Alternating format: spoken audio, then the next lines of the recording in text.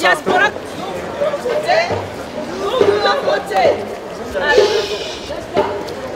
Droit de vote pour la diaspora camerounaise. On est inscrit à la Constitution. Il y a l'otage.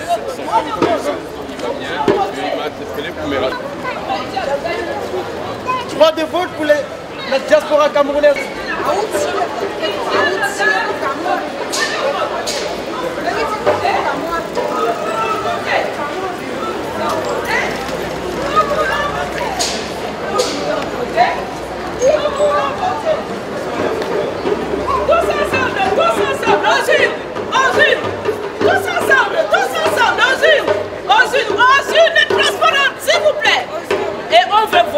On veut les élections libres, transparentes, non violentes.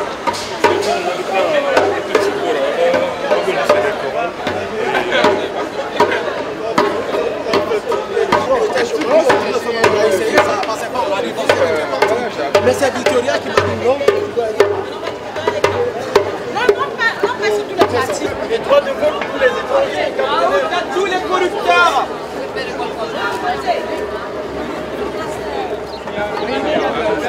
Les gars, vous venez de parler au Cameroun.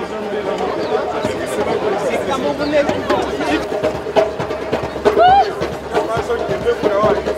Il faut camper dans les jambes.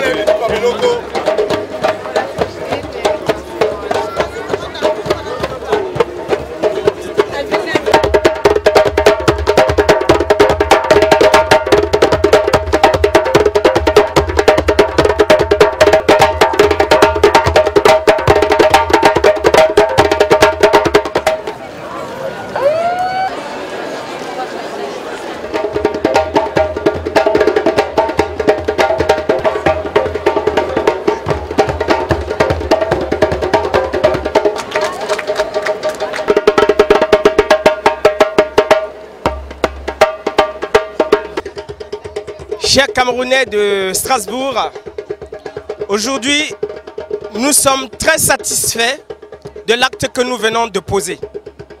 Notre marche a été effectuée avec beaucoup d'engouement et surtout à un jour difficile, le jour où nous sommes le plus occupés en Europe, le samedi. Nous sommes satisfaits du message que nous avons envoyé aux dirigeants de notre pays, le Cameroun, que nous aimons tous. Le message qui s'articule sur 3 éléments essentiels, qui sont le droit de vote pour la diaspora qui est très indispensable, l'organisation des élections libres, transparentes et à 2 tours, et enfin, les élections non violentes. Et nous sommes satisfaits de tout ce qui s'est passé et nous remercions tous ceux qui ont donné de leur temps, de leur énergie pour que cet objectif soit atteint. Nous sommes aujourd'hui convaincus que ce message n'est pas tombé dans les oreilles des sourds et qu'ils en prendront acte et en prendront de bonnes résolutions. Nous vous remercions beaucoup. Et je ne saurais clore mon propos sans remercier, mais vraiment vivement, le président du RDMC, le chief Millard Souté, qui, très occupé en ce moment, a bien voulu nous encourager avec un message fort, sans oublier certains membres de sa délégation qui nous ont accompagnés dans cette marche. Je n'ai pas grand-chose à dire au régime en place. C'est un régime qui sait qu'il est à la fin de son règne. Et justement, parce qu'ils se retrouvent, ils se reconnaissent à la fin de leur règne, ils sont en train de nous montrer qu'ils sont de mauvais perdants. C'est pas compliqué, nous ne demandons pas grand-chose. Nous demandons qu'on laisse les Camerounais, le peuple camerounais, décider de qui va le gouverner. Et nous voulons proposer à ce peuple ce que nous avons à leur proposer. Et nous serons prêts, nous sommes prêts à nous opposer par le discours à tous ceux qui voudront s'opposer à nos propositions. Et c'est tout ce que nous demandons. Nous ne demandons pas grand-chose. Qu'on nous laisse librement aller amener notre peuple à croire en nous. Et c'est ça la démocratie. Alors, je leur demande de faire preuve de patriotisme et de laisser les Camerounais choisir qui ils veulent comme gouvernants. Maintenant, si le peuple camerounais librement choisissait d'autres, nous serions prêts à l'admettre. C'est tout ce que je peux dire aux stratèges du RDPC. Merci, monsieur.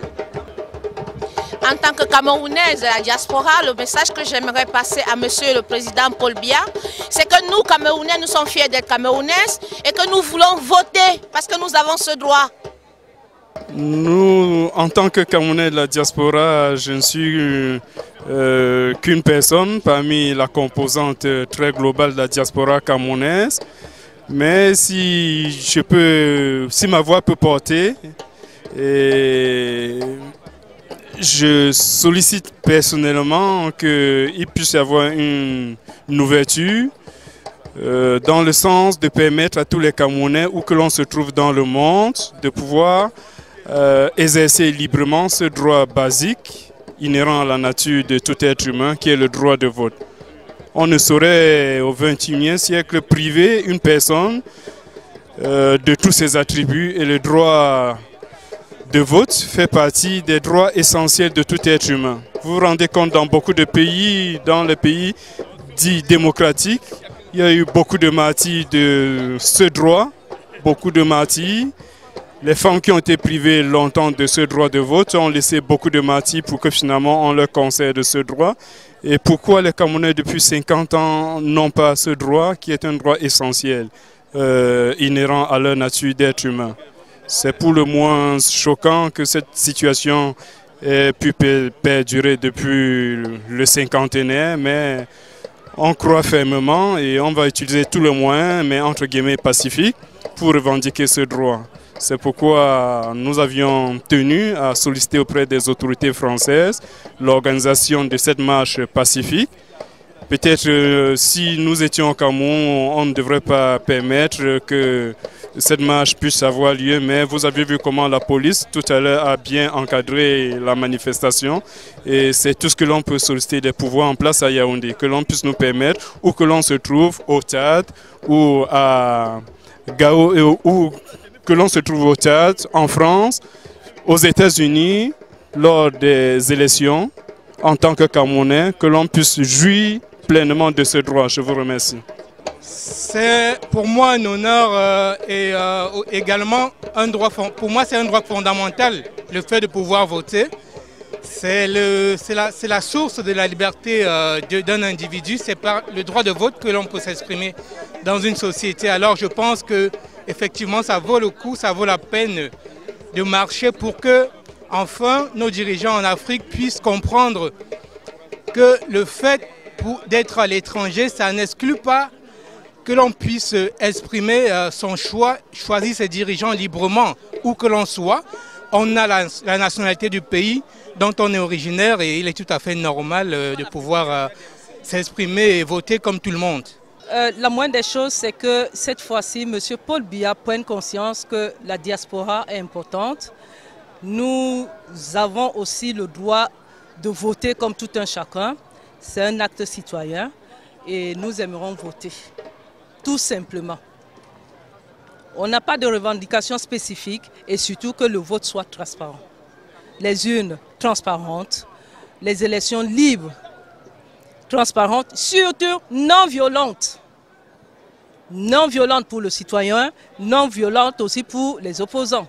Parce que apparemment, à tout moment, dès qu'un opposant donne un point de vue, ça devient pire qu'un harcèlement. Il est temps que tout ça cesse et que nous vivions démocratiquement. La démocratie, c'est le respect de l'autre.